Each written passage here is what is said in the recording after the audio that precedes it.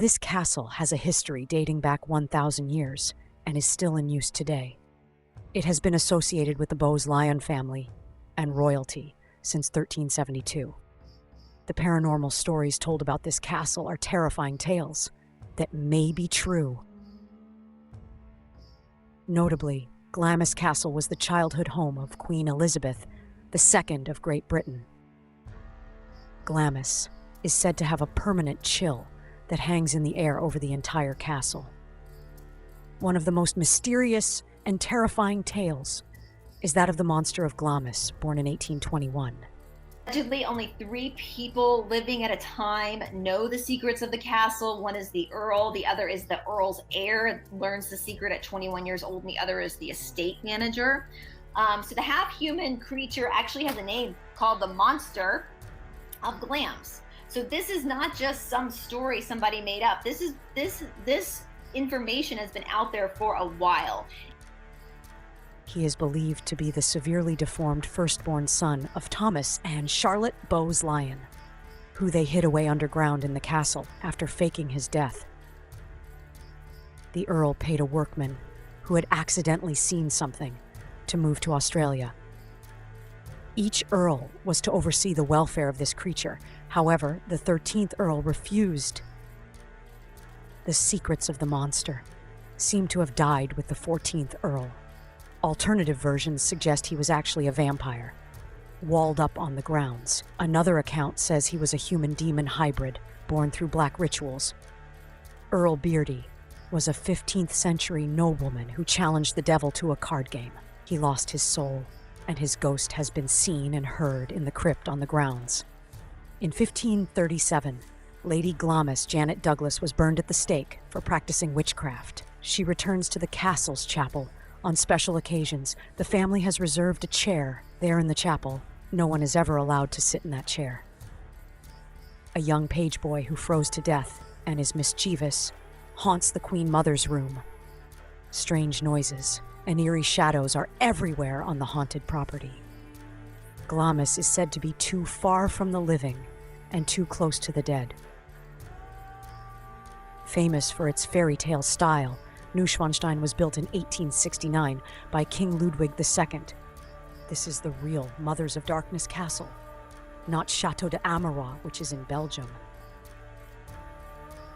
The Mothers of Darkness are witches, who are said to rule the world under Satan's direction. Deep, dark, and disgusting evil rituals are performed in this castle, in an underground area. Neuschwanstein's a castle. Yep.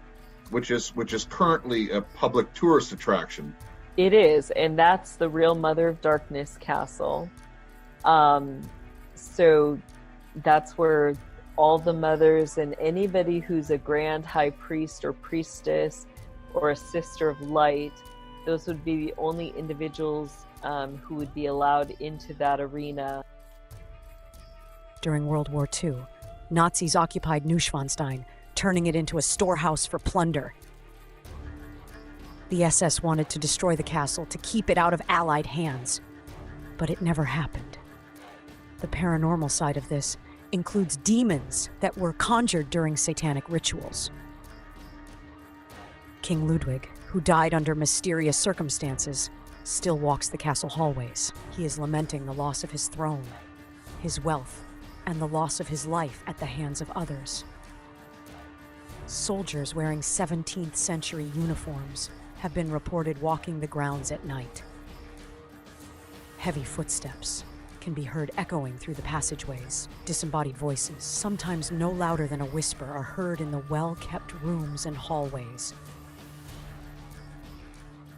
And so, like, you come through these massive, really thick wood doors that have lots of graphics on them.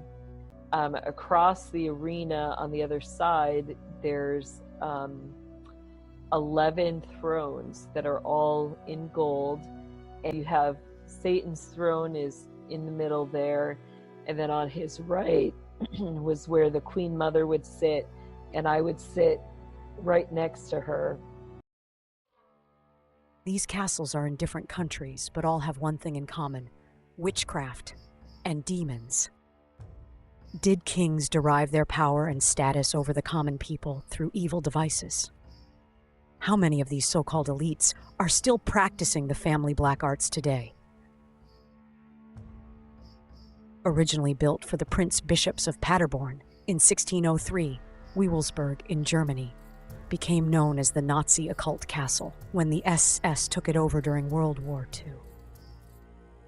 Heinrich Himmler undertook major renovations to turn Welwesburg into an occult training center, complete with the Black Sun symbol, an eternal flame, and a round table.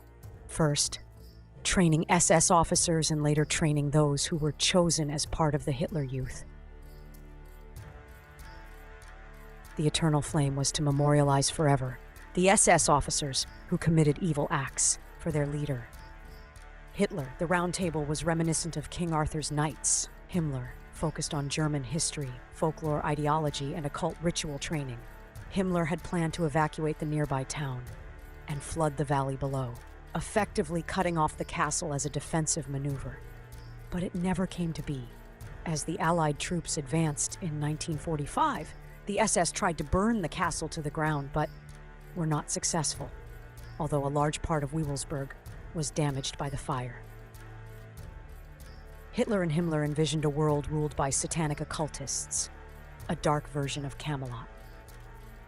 When studying these castles, the question arises, what has been going on in the shadows while regular folk were raising families? Were the elites trying to raise the Antichrist? The world is in a tailspin today. I can't help but wonder how much of it is connected to rituals. It's a chilling thought. We know Armageddon will happen someday, maybe very soon. Thanks for watching.